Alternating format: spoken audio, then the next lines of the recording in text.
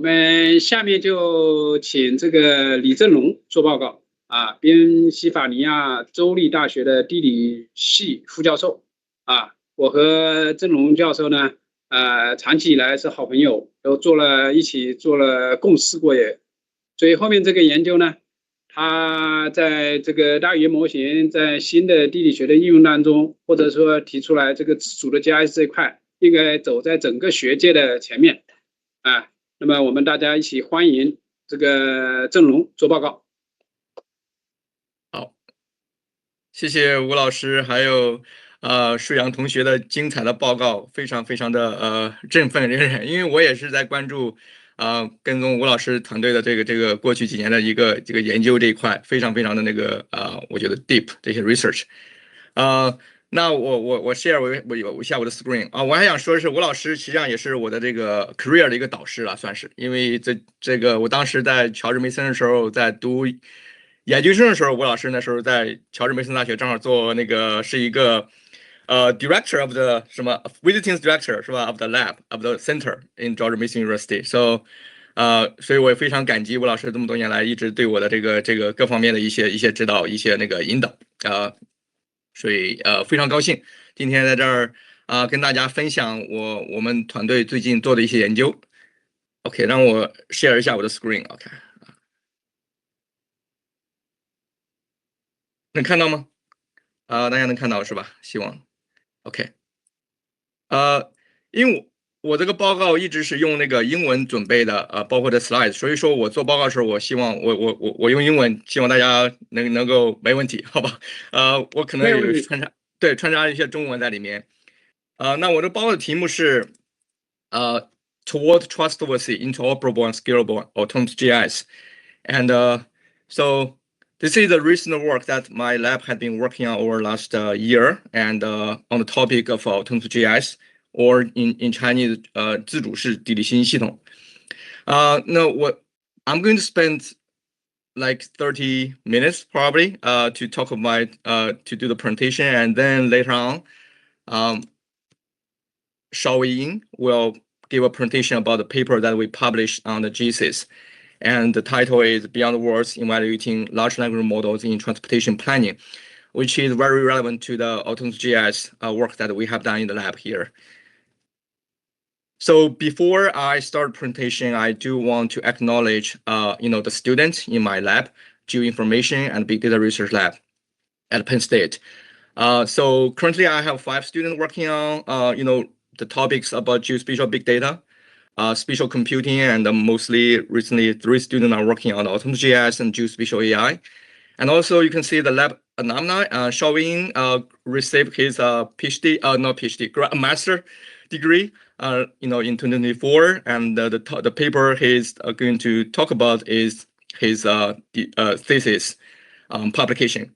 And also Huan Ying and had been working on a lot of this autonomous GIS work, and also other students that have been they are professors in the university have been working on this relevant topic here.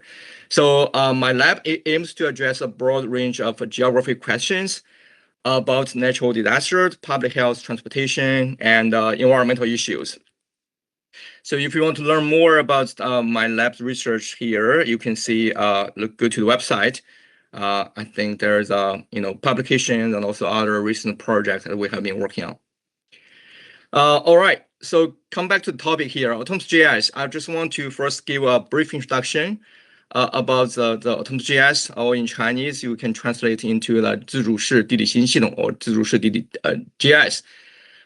So this is it's very interesting when I received invitation from Dr. Wu and Dr. Zhang to talk about this topic, because I remember in 2023 during the summer I was invited by also Dr. Wu to give a presentation to visit Wuhan University, and I remember I gave a presentation also in the 中电实验室 the 报告厅 about this topic, and I also showed a demo.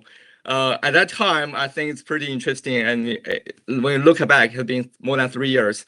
But this is something that I think people are still interested in working on, and there are more and more research as you can see, is being published, and also the industry, you can see that they are developing all kind of geospatial, autonomous geospatial systems.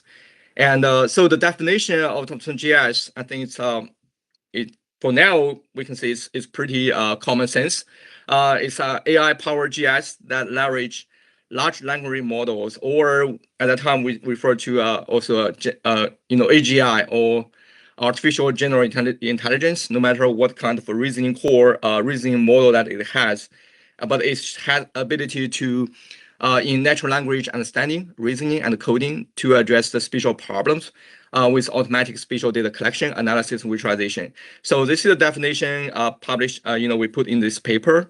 And this paper has become, I think, one of the earliest paper, that also most cited paper that explore the integration of AI, of generative AI with GIS and spatial analysis. So if you haven't got a chance to read this paper, I highly encourage you to take a read. And so after that paper, and after 2 years, last year, I have been collaborating with a number of scholars in GIS science, geospatial data science, and also computer science, that we work together to come up with a research agenda towards this autonomous GIS, thinking about the GIS science development research in the area of AI.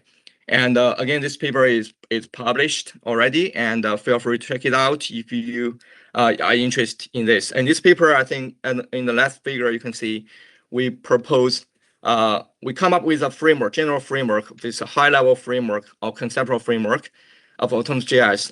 There are the 5-5-5-5-5 model of autonomous GIS.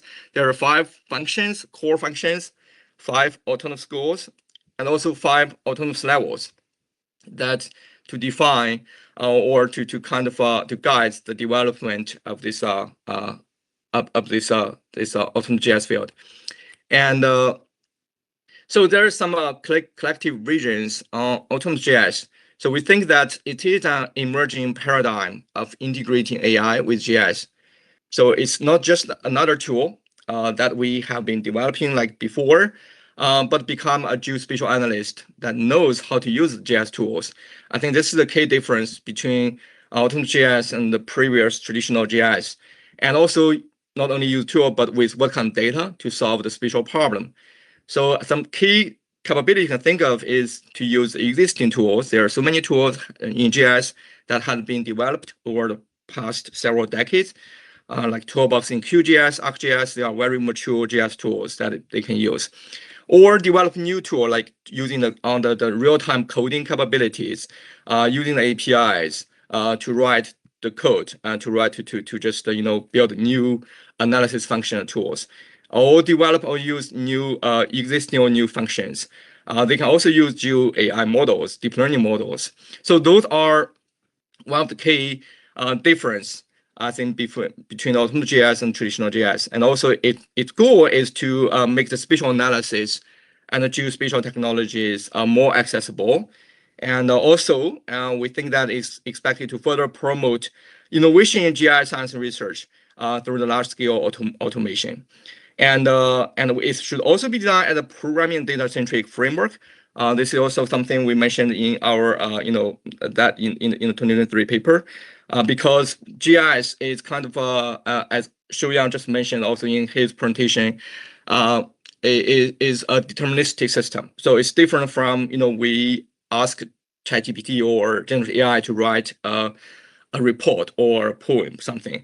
So it's deterministic. You ask a question, you expect to receive the answer. And no matter how many times you ask the question, the spatial analysis should give you, if the question is the same, and then the answer should be unique. And so that's why we think that, we should design them as a programming and data-centric framework and automate coding to address problem. The key here is to plan, implement, execute geoprocessing workflows.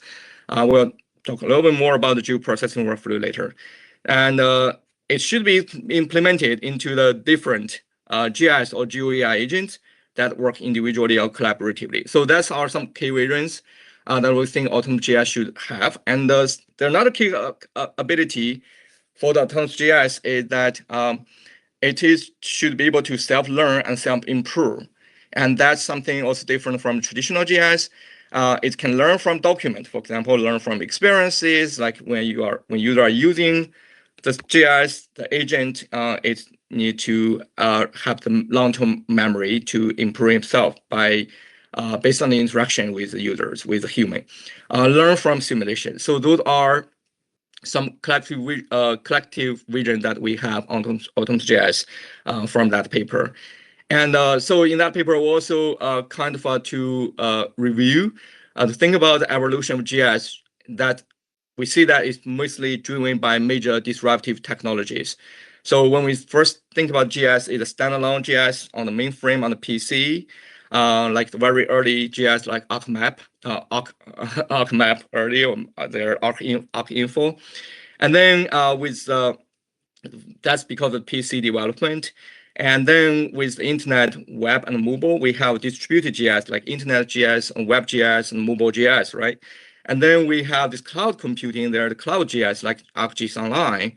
And then there's cyber GIS, which is, because think about high performance computing, big data, that we have cyber GIS to solve these more complex problems to address this data intensive and computation intensive problem here. And with generative AI, there's a new wave of disruptive technology.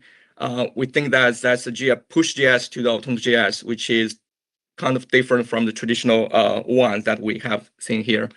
So, and this vision also, I like this infographic by a global director, emerging market at Esri.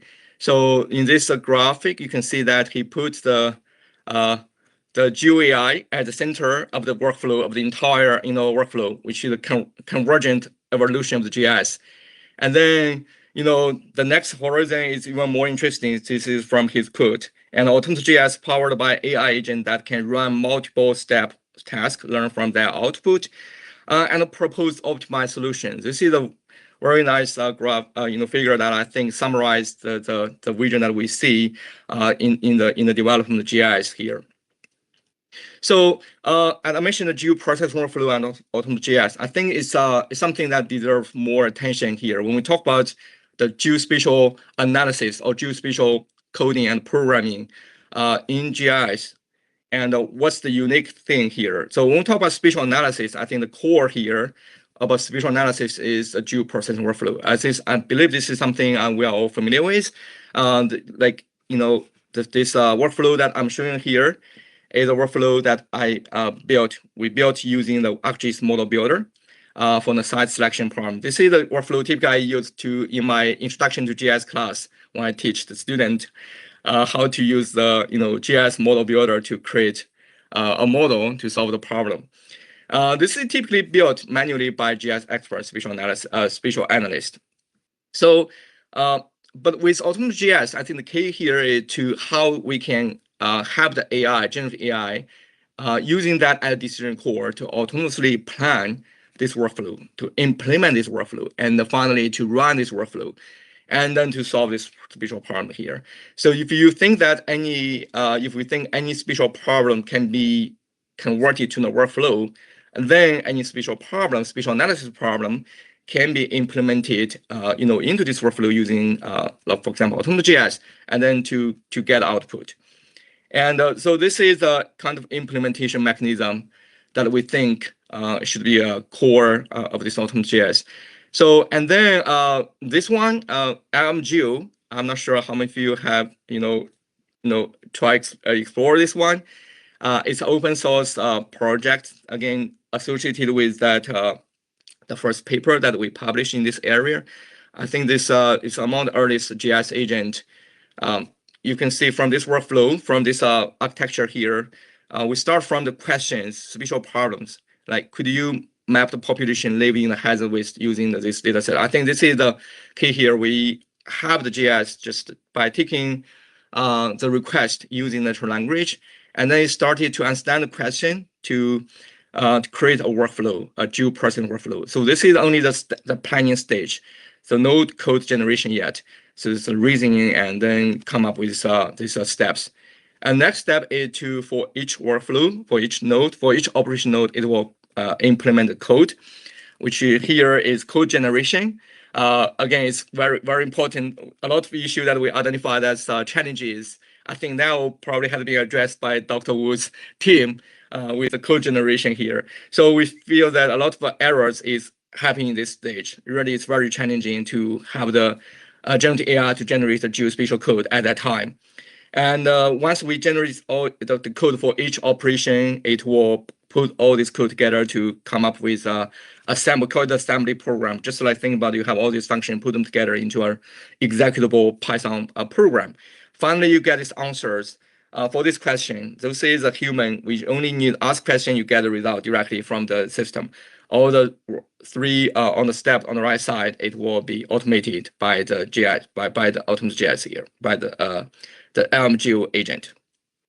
So here is a quick demo. I think because this is a very old demo, it's more than 3 years ago. But again, I think it shows our very early vision of what we want the autonomous GIS to do for us.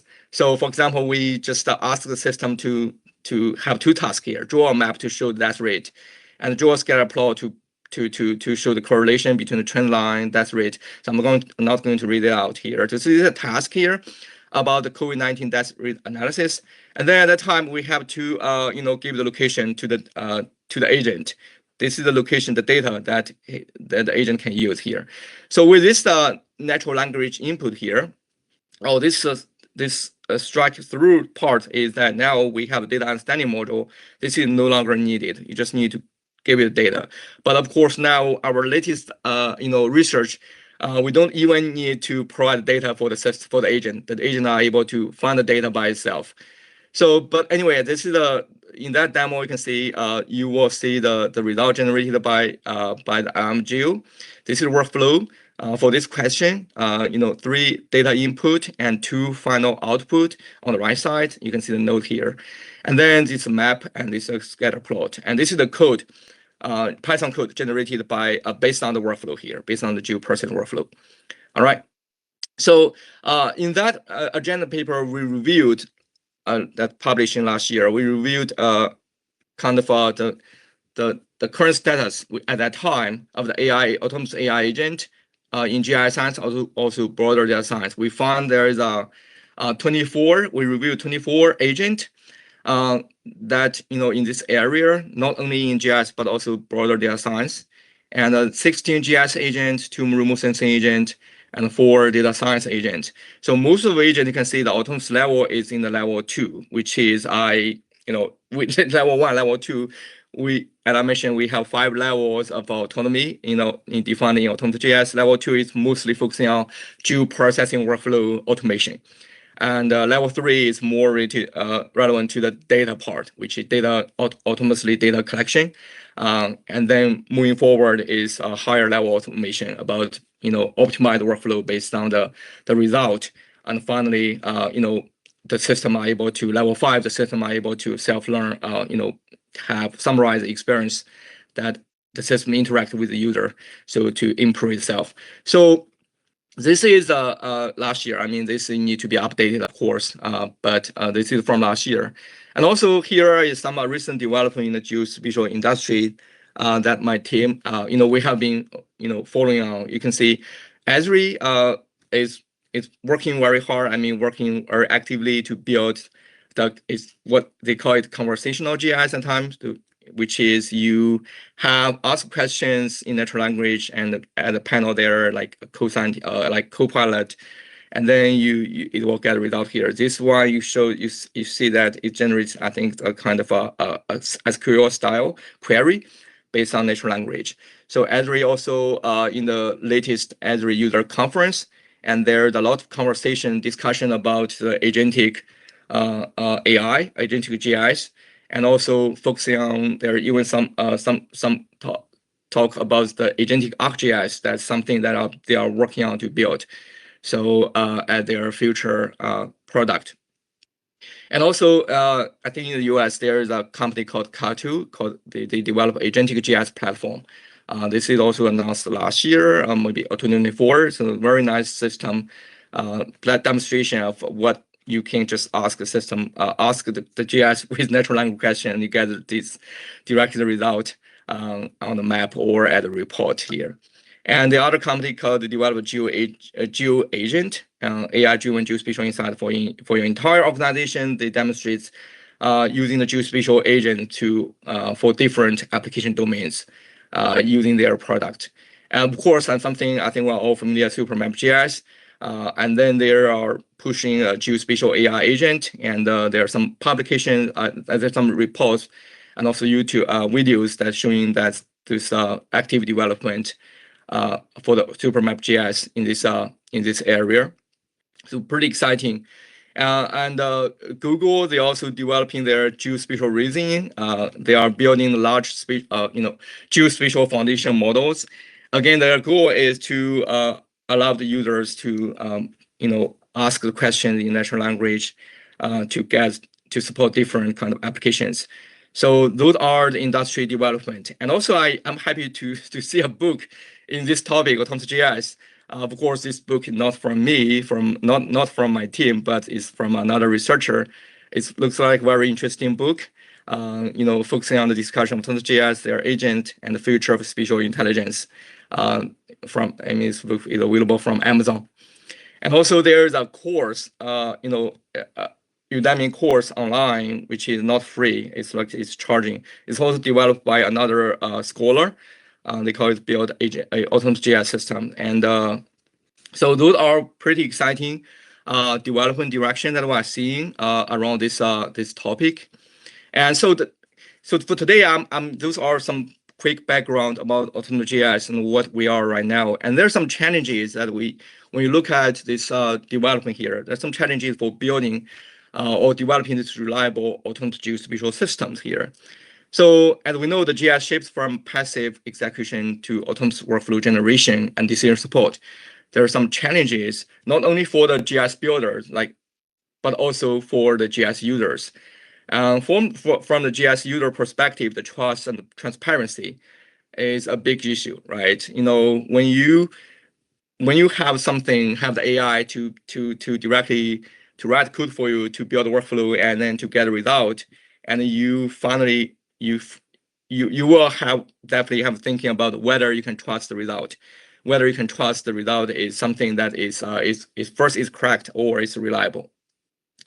That's one thing. The other thing is about when we build the GIS for the GIS builder, when we build these GIS systems, and the human oversight is something really need to have attention here, like how to make sure that in different stage of this entire geoprocessing workflow that we built to take the human input, and this human input should occur at different stages, like during the question refinement stage, code generation stage, and finally the report generation stage, for example.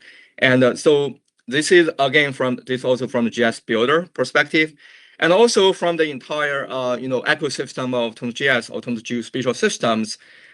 We can see there the interoperability and scalability issues right now, and also at the same time relevant to this is the reuse and sharing. And I'm going to talk a little bit more about these challenges that we are seeing today, and then propose some solutions or demonstrate some solution that might work to address, at least partially address these issues here. So the first, I'm going to show you the GIS co-scientist work which is led by one of my students.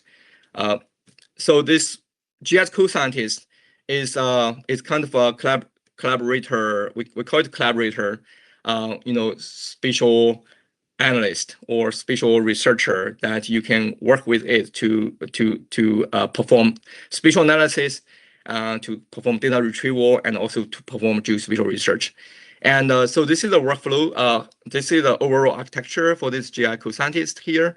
You can see we built human oversight, human review in each of the steps here. From the question, this is raised by the user, and then we have the human review for the question understanding, human review input for the data retrieval, and then planning stage, person workflow generation, and then result analysis, which is to understand the the result generated from the code. Finally, from the reporting, which is manuscript generation here. So the entire workflow is have a human input that's designed in here.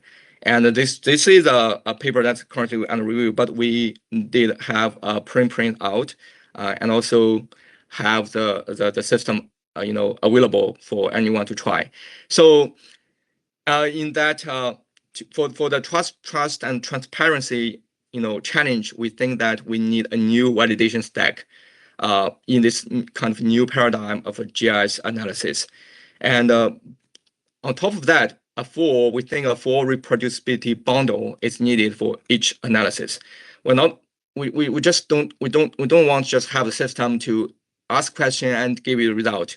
But what we want here is have all the details of the entire code, planning and code generation and the result and the iteration with the human. So all those should be well documented, clearly documented, and to be able to be shared with the end user. So that can help to enhance the trust and also transparency when anyone using this kind of a system here. So again, this is a table that's from one of the paper that we recently published. Again, I'm going to share the link later with you. And so the GeoParsing workflow is, as I see here from the validation stack, the GeoParsing workflow is a very important component here. So this is the GeoParsing workflow example in the GIS co-scientist.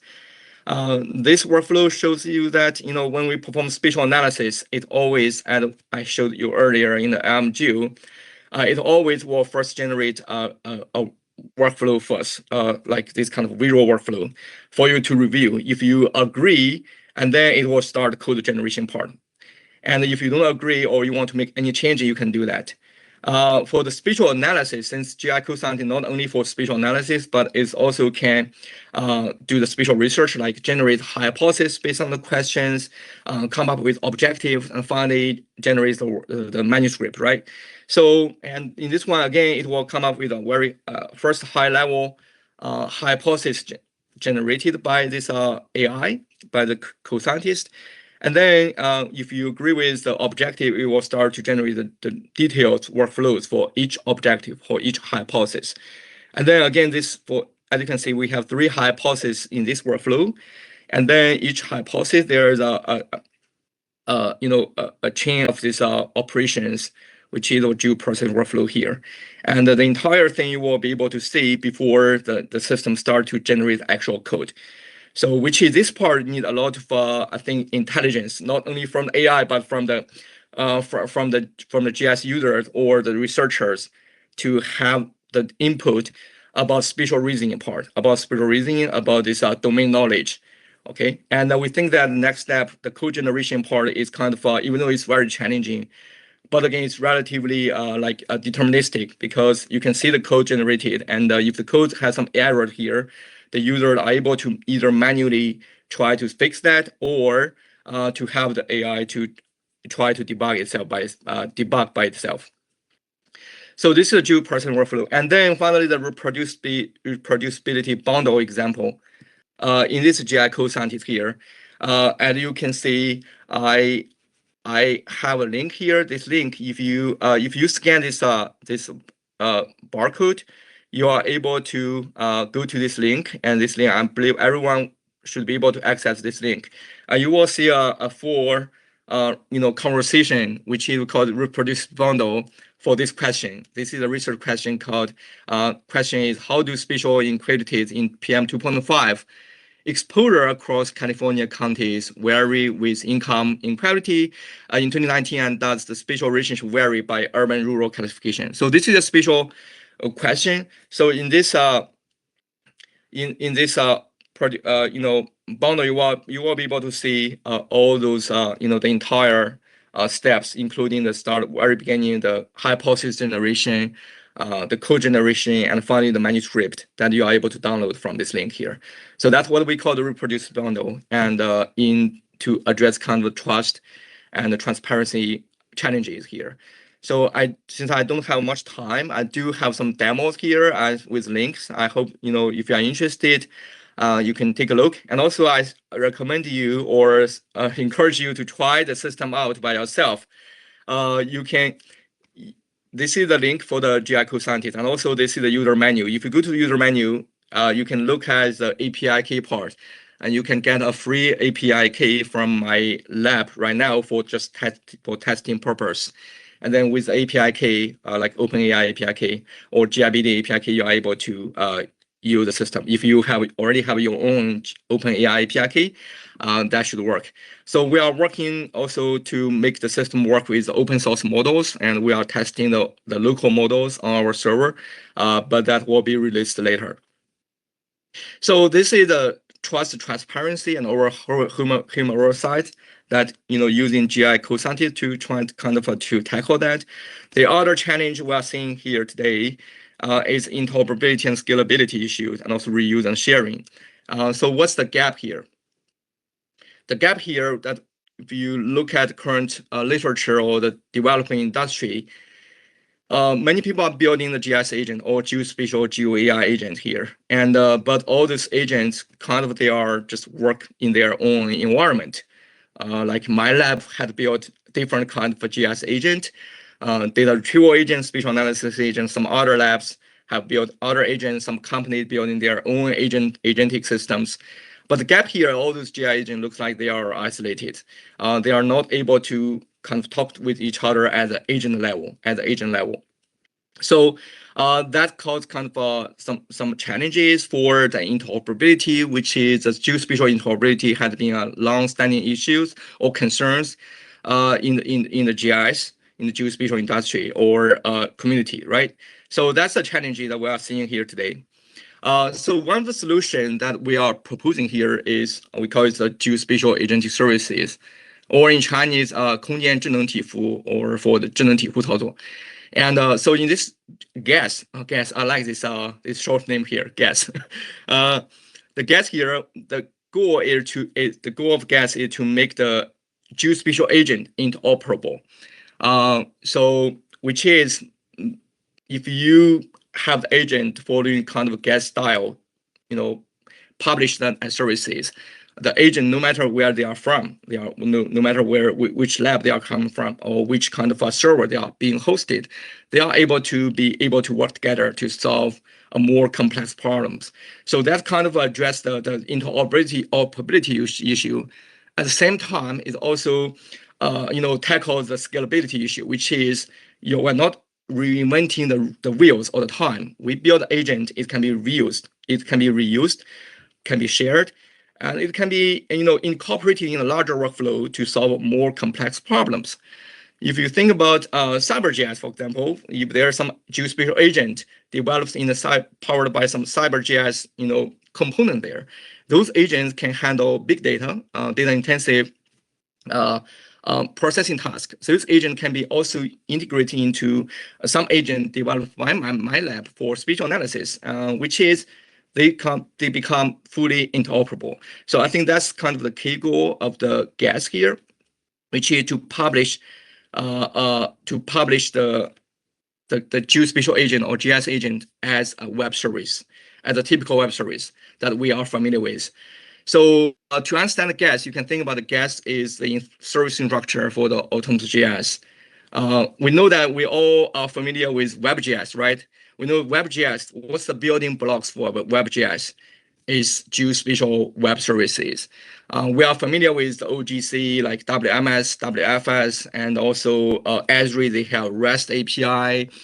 There are so many geospatial data services, processing services, and web mapping services. So those services enable us to quickly build WebGIS applications. That's why I think WebGIS becomes so powerful and popular, and also it's scalable.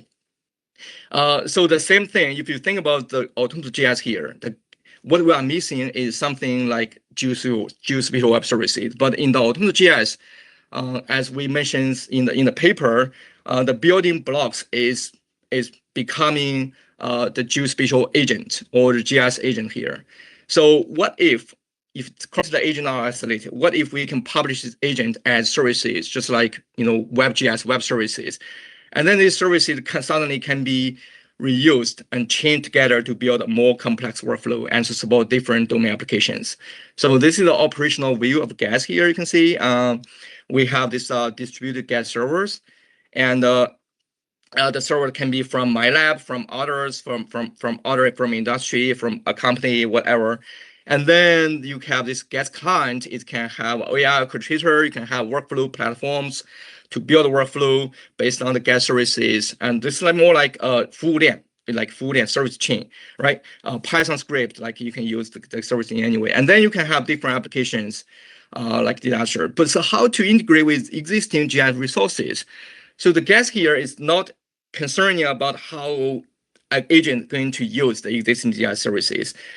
For example, the GIS can, with the GIS agent, with the GeoSpatial agent, you can call or utilize existing GeoSpatial data by using the traditional GeoSpatial web services like API, like WCS or WPS or WFS, right? And then you can also use MCP, which is kind of a very popular standard for the agent, for the AI agent to access these resources or tools. So, or you can just using your local data file. It doesn't matter. But what the GIS here is standardized kind of the interoperability among the agent. Not among is a standard way to publish the agent as services, and your agent are able to are free to use any kind of way to access the existing geospatial data resources here. So this is the operational view of GIS here, and then to make it kind of a common infrastructure, and we need to define some interfaces or schemas here.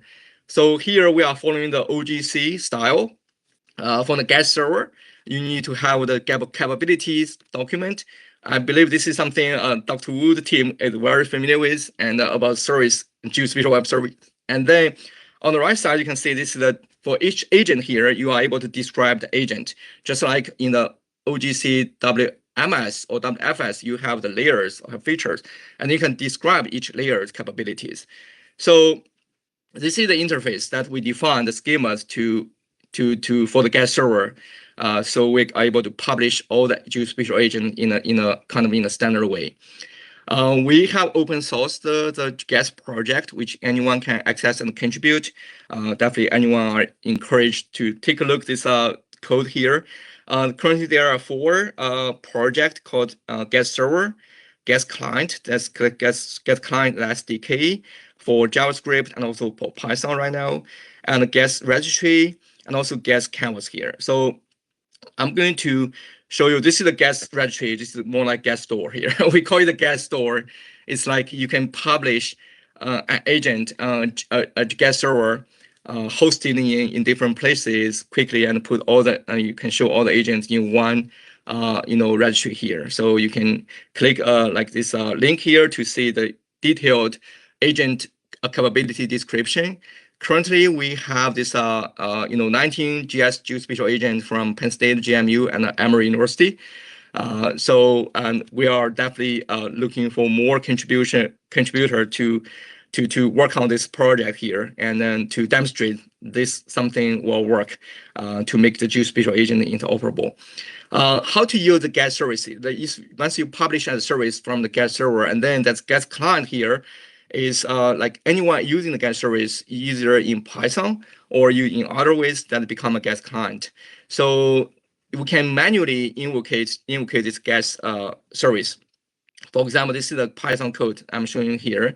You just like using a traditional service chain. Just you have a processing, you have input, which is a natural language instruction, you have output, and all these different agents are chained together to address this problem here to get this result. And also we have, let me see the time. I don't have much time, need to answer. We also develop a GIS canvas here to allow user to drag and drop these services that we publish and to build a agent dual-person workflow. Each node here will become an agent. And quickly show you this, play this short video here.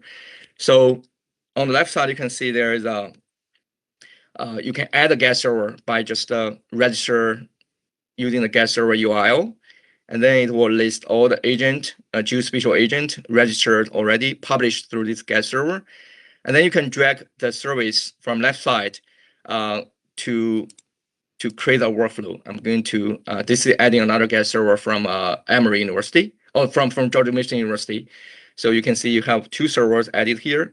On the right side, you can drag the agent. You can review each agent, the capabilities, and then you can drag each agent to the canvas here, and then give it a task, right? This is since each GeoSpatial agent, you just need to describe your request using natural language. I'm going to download some data set, perform these 2 data retrieval agent, one from GMU, the other one from PSU, from Penn State. And then you can see they will work together to download the data. And this is another agent, spatial analysis agent from GMU. And then the other agent from GMU for mapping, create a standard map, a statical map. And then we have another agent to create a dashboard. This agent from PSU. All right, and then you just need to drag to connect them together, just like building a traditional geoprocessing workflow here. And then all the rest of the tasks will be handled by the system, and it will be able to run. You click Run Workflow, it will run one by one, and to get those results out. Let me click Run Workflow. It will stream in each agent output here. So it's very transparent. You get all the code and all the interaction with all the processing output from the agent. And then this is the output directly will show on the map, or this is an interactive map. Oh, this is a data downloaded. And then we have this final map. This is a dashboard generated, and we have dashboard agent. And also you can have this final, the entire reproducibility bundle download as a workflow. So you can save that and share with anyone. So this is the one which is human as orchestrator, but we also create another one, which is AI as orchestrator here, which is like we build an agent services that serve as orchestrator, which is, it will automatically look at all the available agents. You just need to tell it what question you are asking. And then all the rest of the work will be done by the AI orchestrator here. Again, still using the GIS as the service component. Okay, I'm going to quickly show you. You drag this GIS orchestrator here, and then you just put your question. You don't have to manually drag all the other agents. You can see this is the question we are asking it to do. And then you can make some configuration here, ask it to reply if something wrong, and ask you whether you want to enable the quality control. If you, like, each agent finish its task, it will verify, review that to make sure it's correct before moving to the next. You can also select the agent that you want the orchestrator to consider in this workflow building process. You can select all of that, and the orchestrator will be able to figure out which one is the best to use. Now you just need to input this one question, and then it will automatically build a workflow for you. I mean, you can see the log here. It's working on, adding different agent, different services to this entire workflow here. Now, this is a workflow generated by the orchestrator. So you can manually make changes if you want, but it will automatically run. And finally, I'm going to show you get the result out. I'm going to quickly, this is the final output that we requested for this downloading multiple data set, make some projection, processing, get the result here. You can save the workflow again.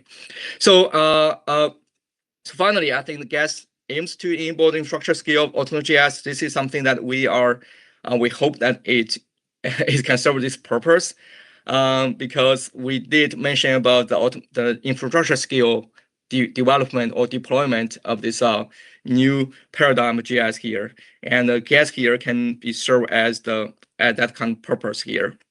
And also for this GIS here, we have a paper, as I mentioned, at a preprint, and in the preprint here, and you feel free to check out, and also the open source project, you can take a look.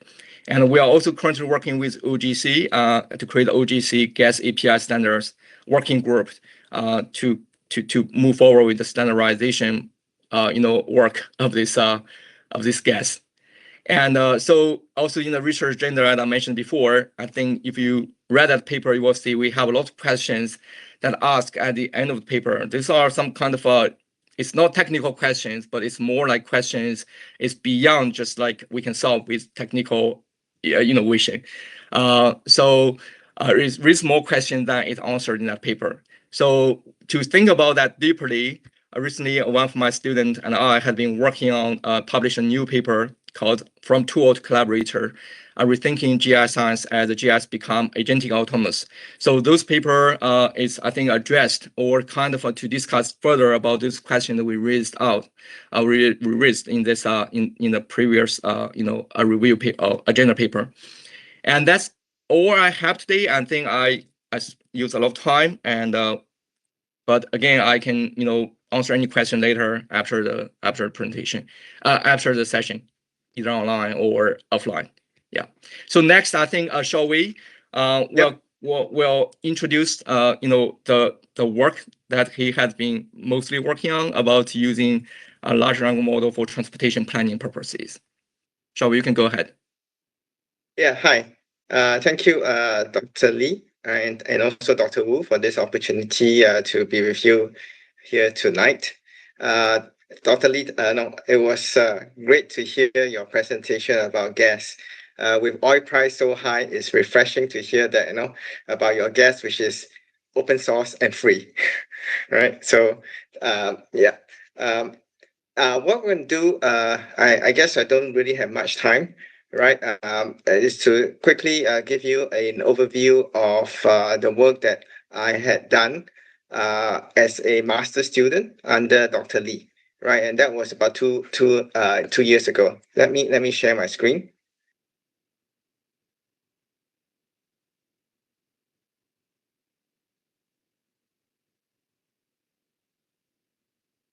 Yeah. Yeah, so I had the privilege to work under Dr. Lee in Penn State.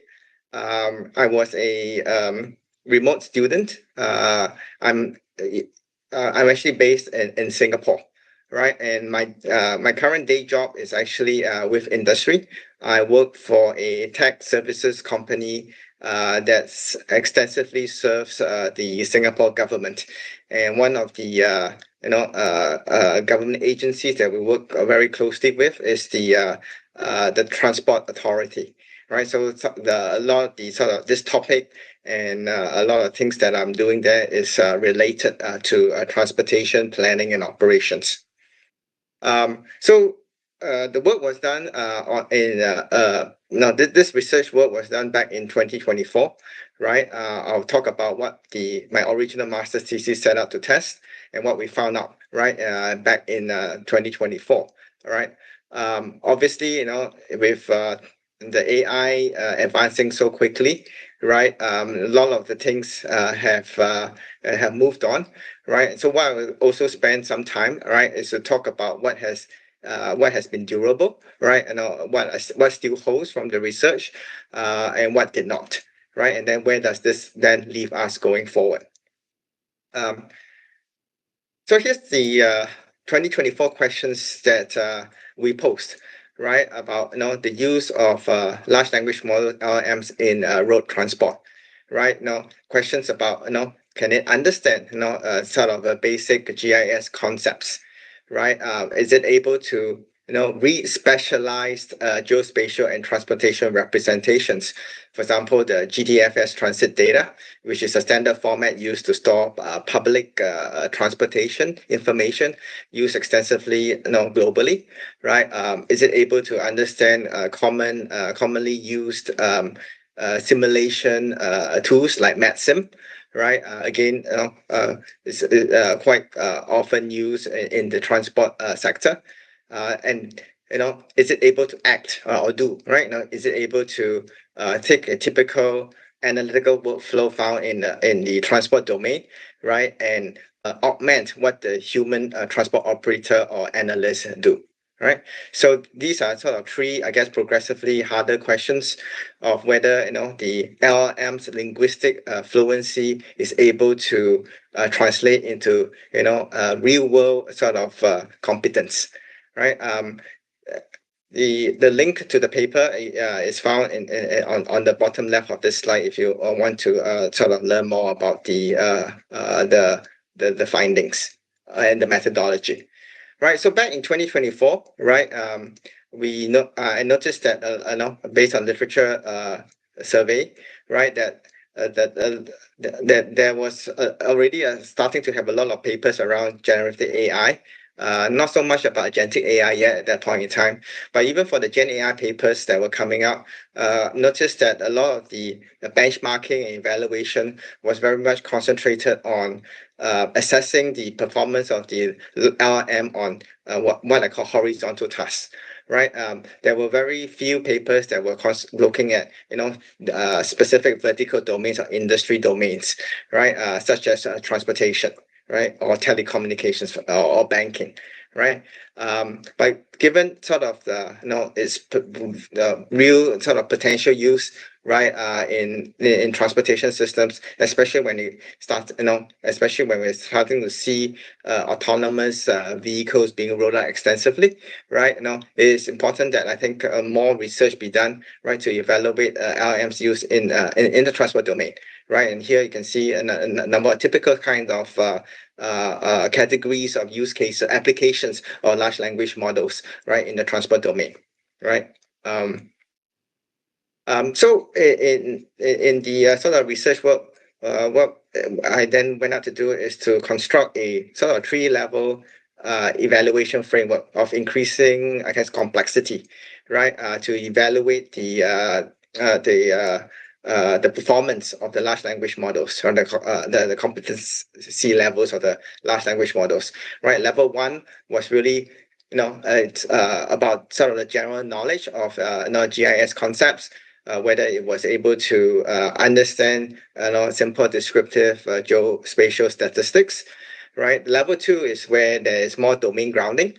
Right here, testing the LLMs on their ability to understand certain transport specific sort of lingo or representations. Right. I talked about GTFS and MapSim just now. Right. And then level 3 is where we take a real world sort of business problem. In this case, it was about congestion pricing management.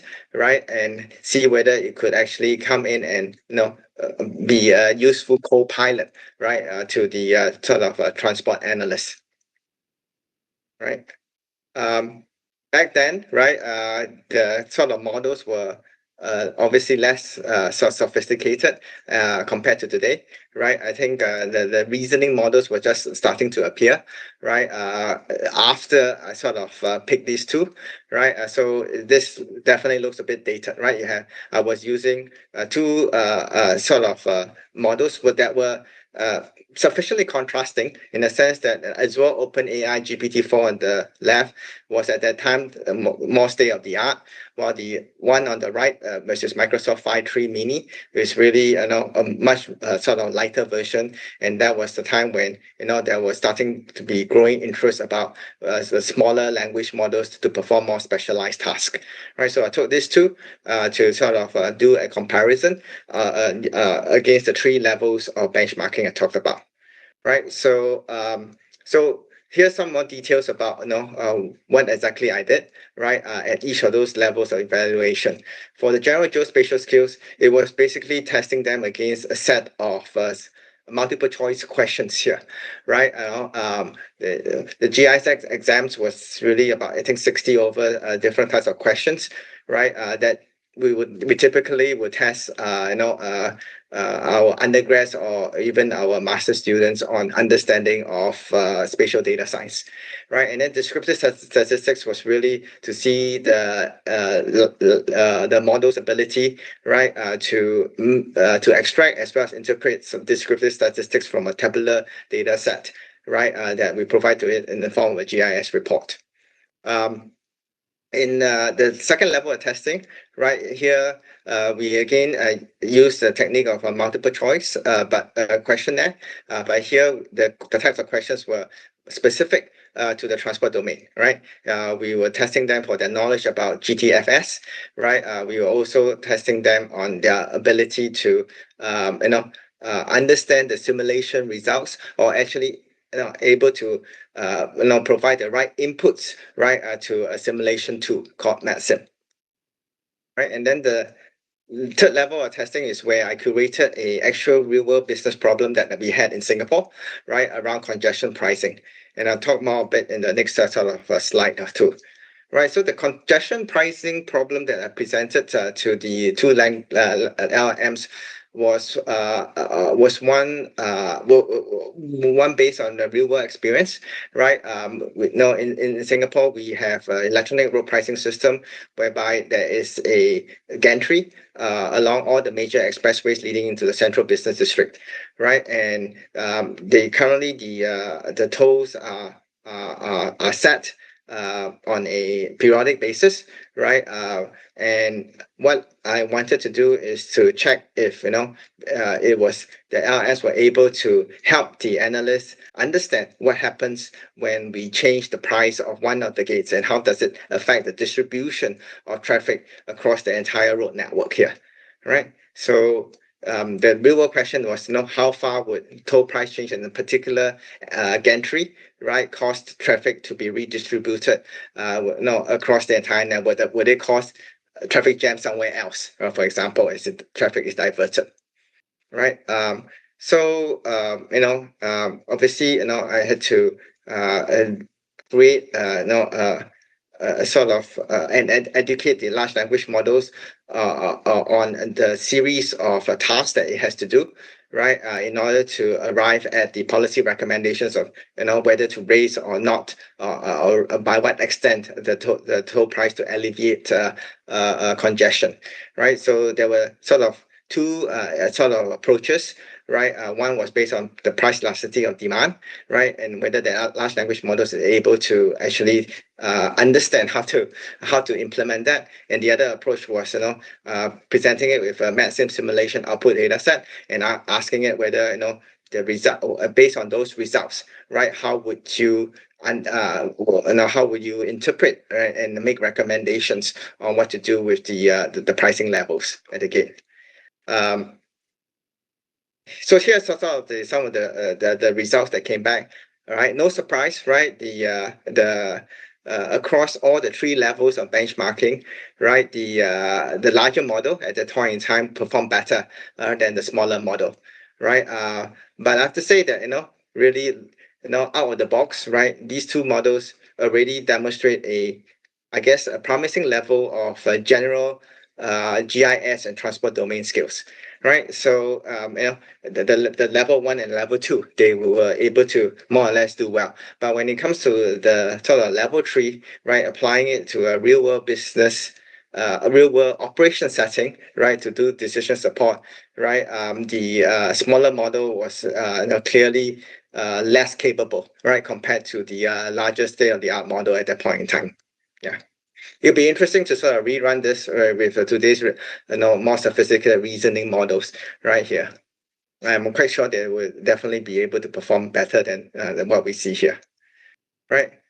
So yeah, so this is just to show that how the GPT-4 was able to look at some of the simulation results and derive the right input, right, and the right metric, while the smaller sort of model does confuse itself with what are the right metrics to use, right? They're fluent in Python for sure, right? They could write the code, but they are I guess the understanding of physics was much to be desired here.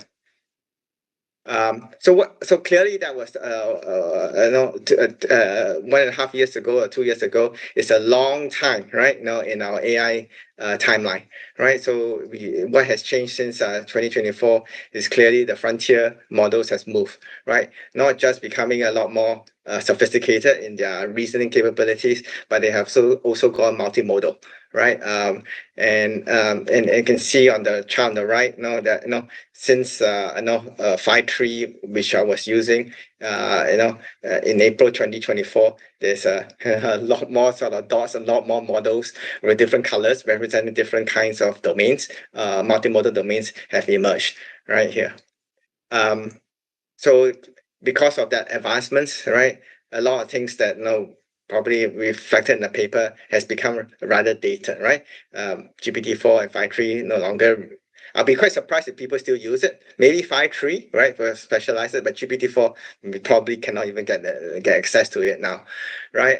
Also, the way that I had tested some of the benchmarks, right, using multiple choice questions, so modern evaluation is a lot more requiring workflow validity and and reproducibility, right? Yeah. And I guess the third point about the GeoAI has really moved towards a lot of multimodal models, right? And the fourth thing here is we've also have become more agentic, right? In terms of the execution of geospatial workflows. That said, there are certain things that still hold, right, since 2024, right? We still think that there is I still think there's a problem with hallucination. I think Dr. Lee also talked to us now about trustworthiness right here. So I think the other important point really is that human accountability is still very, very important, right? For making some of these real world decisions about whether to raise toll gate prices or not, or making certain policy changes as well, right? At the end of the day, there still needs to be human in a loop or human over the loop, right? Because you can't, you can't throw a AI into jail, right? If something goes wrong. So in conclusion, really, we see that the better models are indeed raising the ceiling, but they do not really remove the need for domain evaluation here, right? So there's still a need, right? I guess for for deep sort of domain expertise, right? To come in and ensure that the LLMs to do the right thing, right? Because they are being asked the right questions here. Okay. I think I think this is probably a good sort of juncture to pause and see whether there are any sort of comments or questions. I think there might be it's of interest also to ask feedback for Dr. Lee's earlier presentation as well.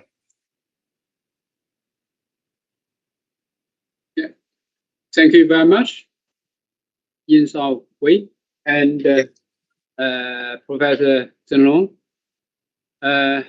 Do we have some questions? Yeah. Can you share? Share the screen. Yeah. You can stop sharing screen, and we will share our questions. Wait for a moment. Okay.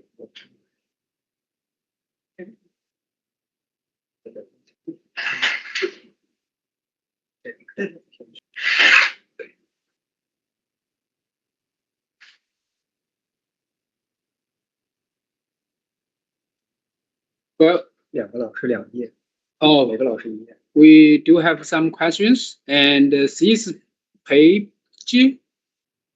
are questions for Professor Lee. Yeah, Professor Lee, can you find the questions?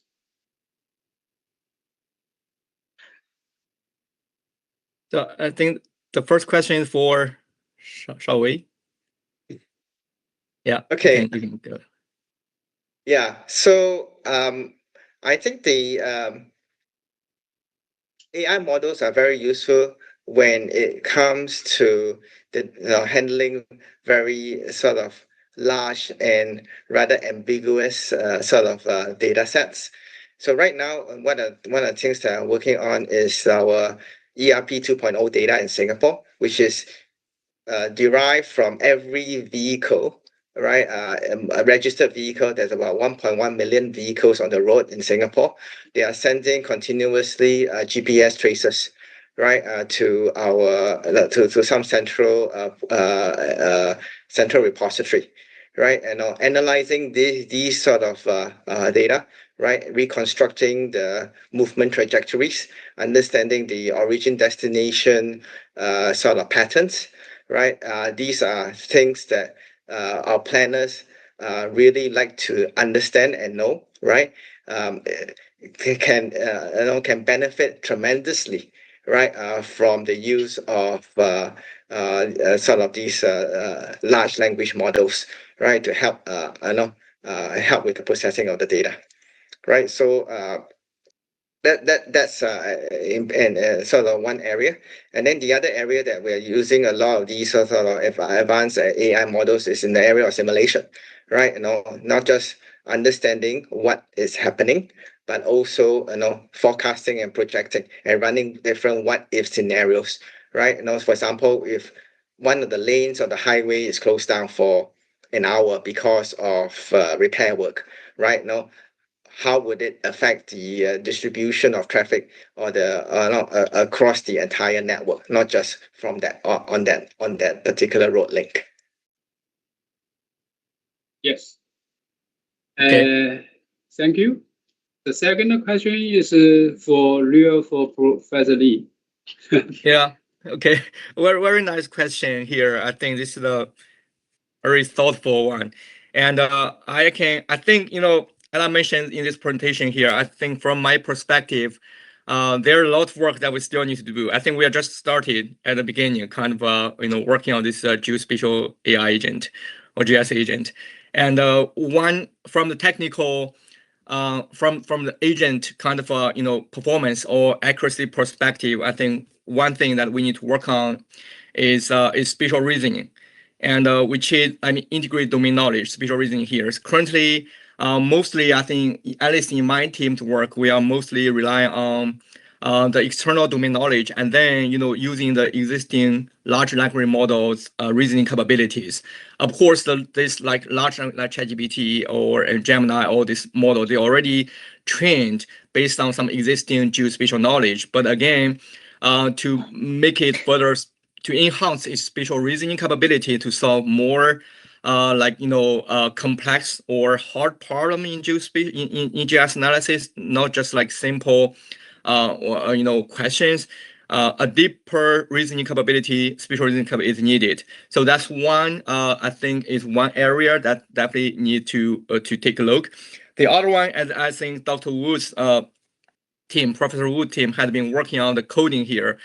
Based on our experience, the coding part, geospatial coding, is really a challenging problem. I remember when we try to work on this the LLM which is at that time using ChatGPT. We start with ChatGPT 3.5, and then later on ChatGPT 4. We do feel that the code generation part is the stage that causes most of the errors, make the task failed. So the code generation is something really is need to.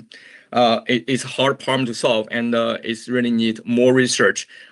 We talk about the geospatial code generation, and then from the system level, and I discussed from my presentation here is I'm seeing the interoperability issues, which is even though we start working with GIS, but I feel there's a lot that we need to research on about how to make the agent interoperable, just like WebGIS, right? There have many years of development in the geospatial web services, like the standards, the format, how they are going to interact with each other, what kind of style we should use. Currently, we take the service-oriented style, but do we want to agent to interact with each agent, or we want to have the agent to just publish as a standard services, and then there will be a higher level supervisor, like orchestrator, to coordinate all these agents. So there are different levels of interaction among these agents to enhance this interoperability. But currently in the GIS here, we do believe, the very beginning is publish each agent as a standard web services, like agentic services, might be the way to kind of based on the successful experience that we have in WebGIS development.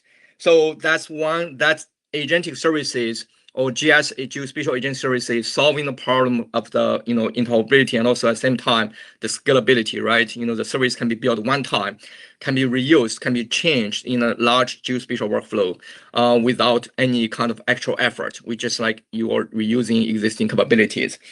So, and then the final thing, I think is that the next thing is big thing, and something we really want to think about is the trust here. How can we build the systems, the agent?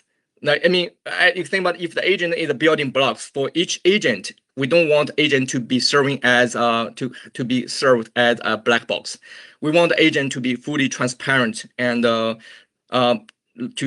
have the agent how if you have spatial analysis agent, right? And then from the question to the result, how to make sure that agent can expose itself to make sure each code generated, each line of code, each reasoning process it has, and what's the error, debug, self-debugging, all those processes being documented.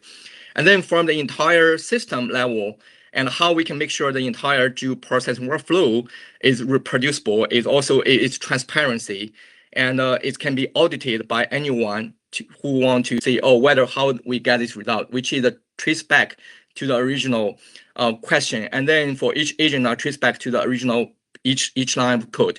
So I think this part is like how to build a trust, how to build a system that people can trust, and also at the same time, how to build a system that we can have the human to add input when needed. Well, not something you just review. It's about something that we need to be part of the entire, workflow. So I think those are more like in the system design level, on top of this agent performance level. So that is something is really worth in research. Like when we look at the GIS, the Geo-Spatial structure, like CyberGIS, all this development, there's kind of different standards or research frameworks coming out how to solve this problem here. But now I think this problem really coming to this agentic, Geo-Spatial agentic autonomous GIS era. We need to think about similar problem.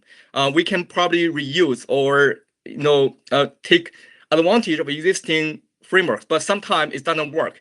For example, if we think about WPS, web processing service, why can we just use WPS or WFS as agent? As an agent service, it will not work. We explain that in our guest paper, because agent has its own agent behavior. Is something is different from the traditional predefined data resources, data operation. The agent has its own take natural language input, and then there are a lot of things that is autonomous inside, which is there the autonomy inside of each service there. So those are the challenges that we are facing here, and also I believe it's opportunities for us as researchers, as student. I think also we need to think about how to address this problem from the one is from theoretical level maybe, and also from the framework level, and then once we come out with this out, and then some harder engineering problem probably can be addressed by these big companies like Azure, like Google, or like Supermap GIS. They all have tons of resources to move forward with this kind of challenges that we're seeing here. But as GIS researchers here, we are more trying to identify these issues and then propose solutions how we might be able to tackle them. So I think those are my response to the question. Very nice question. Thank you. Thank you. Next page. Have another page. Okay. Okay. Yeah. So this question is for Ying. Shaowei, it's for you. Reading it.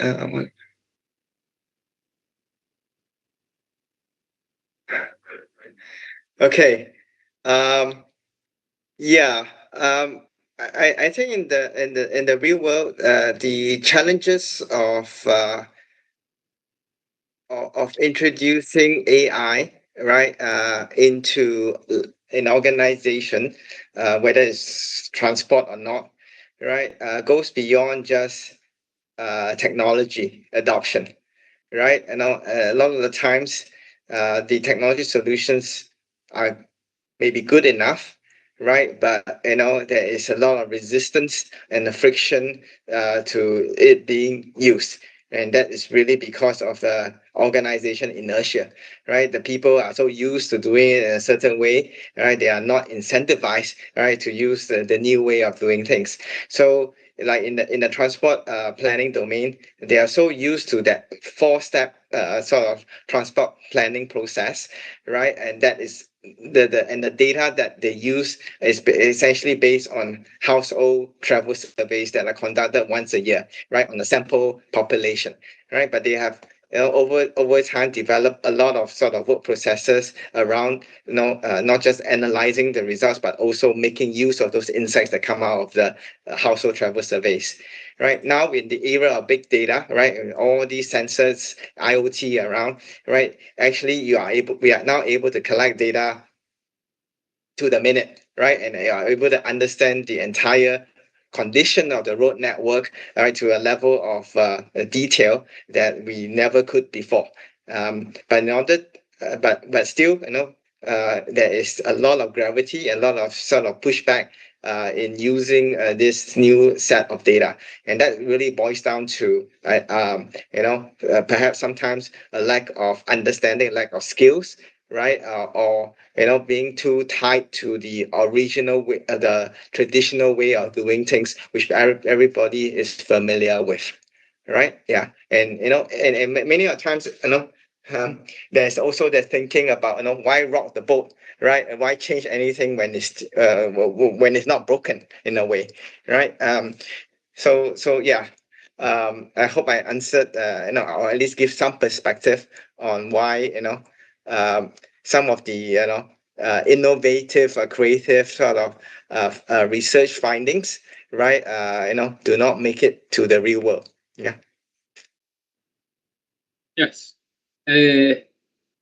Another question is also for Shaowei.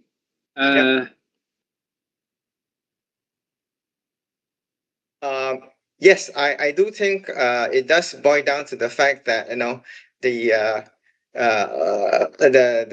the model scale, right, is different. Much larger models, right, although they consume a lot more energy, right, they are just better at and their reasoning capabilities or the ability to generalize and patterns, right. And so I do think below a certain sort of model size, right, there is a significant drop in capabilities, right? But that's not to say that the smaller models are not useful, right? We are also seeing a lot of these smaller models, right, are fit for purpose, right, for certain sort of smaller, more routine and straightforward tasks. Yeah. Yes, model size works. However, in some specific domain, we can turn small models for specific targets. Yeah. So, do we have any questions? No? Okay. Time is yeah, almost 10 o'clock. So we do have many innovations want to deliver to our audience. What should we do? We need to take a photo? Yes, yes. Sorry. Wait a moment. 先等一下啊。首先我书记，我代表编辑部非常感谢吴华义老师的这个今天的主持。那么尤其感谢吴华义和李振龙两位编委，以及侯树阳、应少伟两位青年学者的精彩分享。这两个团队呢，他们都有一些非常好的、优秀的成果发表在 GSIS 期刊上。那么大家如果对这两个团队的成果有兴趣，可以去到GSIS 期刊上去来搜索他们的文章阅读，也可以到他们发表的文章的这个网站上也去阅读。这是一个那么另外呢这个也想说的是，如果你在 GSIS 发表过文章，如果你很想分享你的研究成果以及你的研究团队，请与我们联系。我们这是一个很系列的作者分享会。那么最后感谢也参加这个我们这个分享会的所有的这个现场的以及线下的听众们，线下的这个学者们呢，祝你们晚安。线上的祝你们晚安，线下的呢，我们待会儿有一个合影。好，谢谢大家。对，好，谢谢大家。谢谢，拜拜 ，Thank you， 拜拜。退出吗？